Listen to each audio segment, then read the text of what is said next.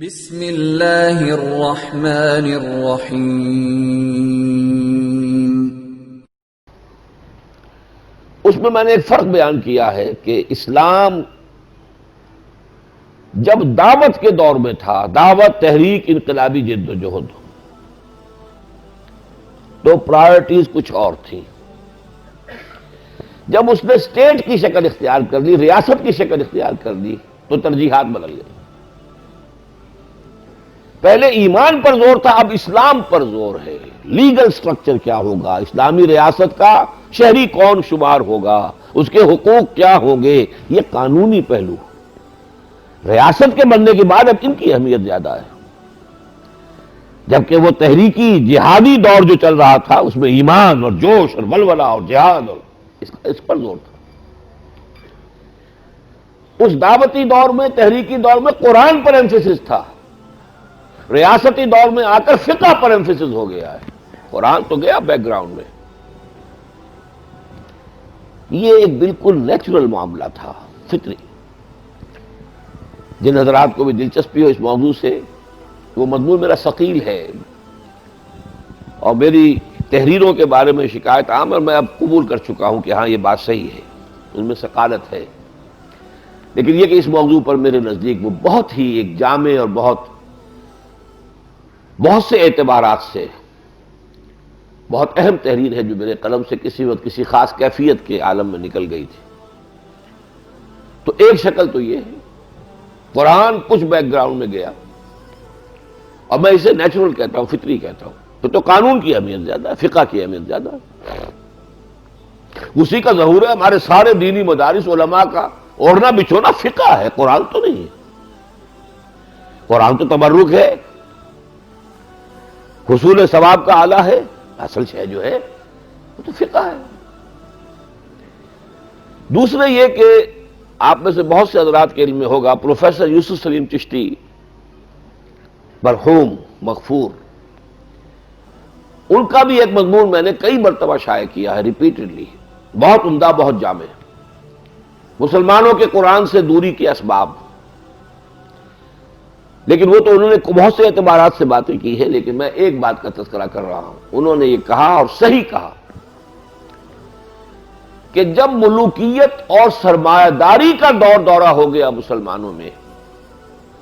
ان دونوں طبقات نے شعوری طور پر فیصلہ کر کے عوام مسلمانوں کو قرآن کی طرف سے ان کی توجہ ہٹا کر دوسری چیزوں پر لگائیں، اس لیے کہ قرآن کنڈیم کرتا ہے انہیں اندیشہ تھا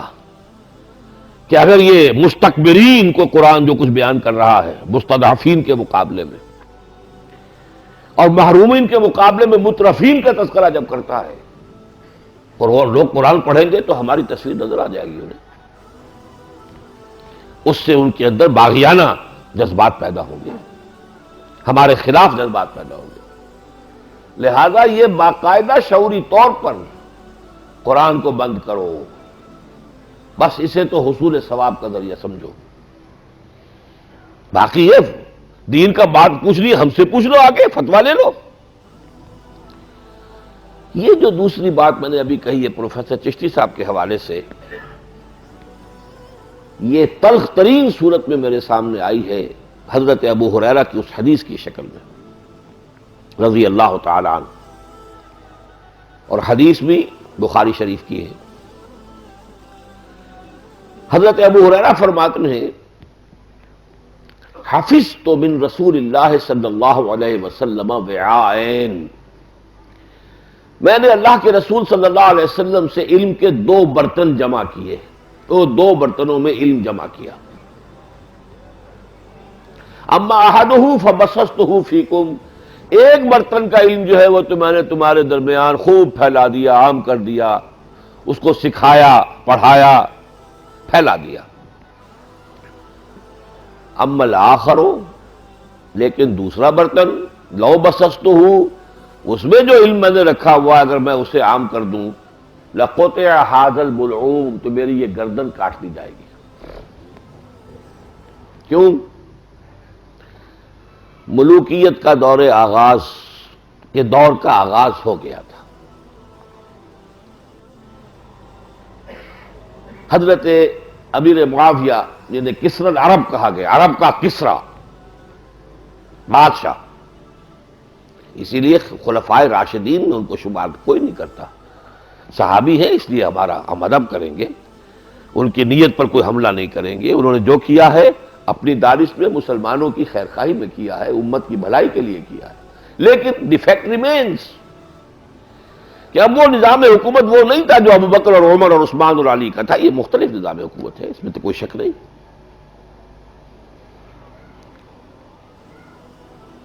تو سن 57 یا 58 یا 59 میں انتقال ہوا ہے حضرت ابو ہریرہ کا، اور سن 60 میں امیر معاویہ کا، گویا کہ دور امیر معاویہ رضی اللہ تعالیٰ عنہ کا اختتامی دور ہے جب انتقال ہو رہا ہے، اور اس وقت صورت یہ ہو گئی تھی کہ کچھ علم قرآن کا اور اسلام کا اور حضور کی تعلیمات کا ایک حصہ وہ ہے کہ جو اگر عام کیا جاتا اس دور میں بھی تو گردن اڑا دینے کا اندیشہ موجود تھا۔ قیاس کن ز گلستان من بہار برا، ایک صحابی رسول کاتب وحی کے دور میں بھی نظام حکومت کے تبدیل ہو جانے کی بنا پر اگر اتنا بڑا فرق واقع ہو چکا تھا، اس کے بعد جب ننگی ملوکیت آئی ہے، جب ننگی بادشاہت آئی ہے، جب عریہ سرمایہ داری آئی ہے، جانتا ہوں میں یہ امت حامل قرآن نہیں ہے، وہی سرمایہ داری بندہ مومن کا دین، جانتا ہوں میں کہ مشرق کی اندھیری رات میں بے ید بیضا ہے پیران حرم کی آستی۔ جب وہ صورت ہوئی تو بہرحال اس کا تو نتیجہ اس سے 1000 گنا زیادہ نکلیا جانا چاہیے تھا۔ بہرحال یہ تو چیزیں ہیں کچھ تمہیدی۔ اب ذرا آئیے اس پر، اس وقت ان باتوں کی طرف ذہن منتقل ہوا ہے کہ ایک تو معاملہ ہے کہ قرآن مجید جو ہم سنتے ہیں، اب یہ جو ہمارا دورہ ترجمہ قرآن ہے تو ظاہر بات ہے کہ 1/1000 لوگوں نے بھی نہیں سنا ہوگا، پاکستان کی کل آبادی کے حساب سے لے لیں تو شاید 1/100,000 بھی نہ بنے، حالانکہ 50-60 مقامات پر ہو رہا ہے ہمارا، کہیں مکمل کہیں تھوڑا مختصر کیا گیا ہے، لیکن یہ کہ 50-60 مقامات پر پاکستان میں بھی ہو رہا ہے۔ اس کے باوجود کیا نسبت ہوگی؟ اب باقی جن لوگوں نے تراویح میں سنا انہیں تو پتہ ہی کچھ نہیں کہ ہم نے کیا سنا، ان سے کیا شکوا، ان پر اثر ہو تو کیسے ہو، ان پر تو تاثیر کا کوئی سوال ہی نہیں، اس لیے کہ اس اعتبار سے تو سواد اعظم کا ہمارا جو ہے دین وہ تو ثوابی دین ہے، ثواب مل جائے گا، اور یہ صحیح ہے، ثواب ملتا ہے، حضور کی حدیث ہے، میں کیسے انکار کر سکتا ہوں؟ قرآن کا ایک حرف بھی پڑھو گے 10 نیکیاں ملیں گی، اور دیکھو یہ نہ سمجھنا کہ الف لام میم ایک حرف ہے، الف ایک حرف ہے، لام ایک حرف ہے، میم ایک حرف ہے، الف لام میم پڑھو گے 30 نیکیوں کا ثواب مل جائے گا، کوئی شک مجھے اس میں نہیں ہے، یہ فرمان نبوی ہے، محمد رسول اللہ صلی اللہ علیہ وسلم کا فرمان۔ البتہ تھوڑی سی اس بات میں اللہ تعالیٰ غریق رحمت فرمائے مولانا سید محمد یوسف بنوری رحمۃ اللہ علیہ کو، میں نے جب اس دعوت رجوع القرآن کا آغاز کیا ہے 68 میں، 31 برس تو اب مجھے ہو گئے براہ راست اس کام کو کرتے ہوئے، میں پہلے سے کر رہا تھا لیکن ایک مہم، ایک تحریک کی حیثیت سے، اور اسی مقصد سے لاہور نقل مکانی کر کے جا کر میں نے کام شروع کیا، ورنہ میں لاہور آ گیا تھا سن 54 میں MBBS کرنے کے بعد لاہور چھوڑ کر منگومری جو اب سائیوال کہلاتا ہے آ چکا تھا، پھر 65 میں واپس گیا ہوں کہ وہاں سے دعوت شروع کر دی، فی ام القریٰ، شہروں کی ماں، جڑ، بنیادی ثقافتی اعتبار سے پاکستان کا مرکز جو ہے وہ لاہور تھا، اب بہت کچھ تبدیلی ہو چکی ہے حالات میں۔ اس وقت میں نے تقریریں کی تھی مسجد خضرہ سمن آباد میں مسلمانوں پر قرآن مجید کے حقوق، 68 کی بات ہے، 70 کا میں نے پورا رمضان مبارک جو ہے وہ مدینہ منورہ میں بسر کیا، الحمدللہ سعادت اللہ نے عطا فرمائی۔ آخری عشرے میں مولانا بنوری رحمۃ اللہ علیہ تشریف لے آئے وہاں اعتکاف کے لیے، میں نے یہ کتاب ان کی خدمت میں پیش کیا کہ مولانا میں نے یہ لکھا ہے اور میں اسے بہت عام کرنا چاہتا ہوں، آپ ذرا دیکھ لیں، کہیں کوئی غلطی ہو تو مجھے متنبہ فرما دیں تاکہ میں اصلاح کر دوں، تاکہ غلط شے جو ہے اس کی اشاعت کا میں ذمہ دار نہ بن جاؤں۔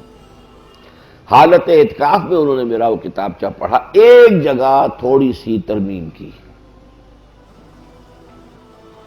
لیکن وہ ترمیم ایسی، واقعہ یہ ہے کہ جس سے جو میرا مفہوم تھا وہ بھی اجاگر ہو گیا مزید، لیکن اس میں جو غلط پہلو نکل سکتا تھا اس کی اصلاح بھی ہو گئی۔ میں نے کہیں لکھ دیا تھا کہ یہ ٹھیک ہے کہ اگر کوئی شخص ان پڑھ ہے، اب اس عمر سے بھی گزر گیا، کچھ پڑھ ہی نہیں سکتا، وہ شخص تو قرآن ویسے بھی پڑھتا ہے، پڑھ نہیں سکتا تو صرف یہ وضو کر کے بیٹھے، قرآن کو سامنے رکھے، انگلی پھیرتا رہے اور روتا رہے اپنی محرومی پر کہ اللہ میں تیرے اس کلام کو پڑھ نہیں سکتا، اسے بھی ثواب ملے گا۔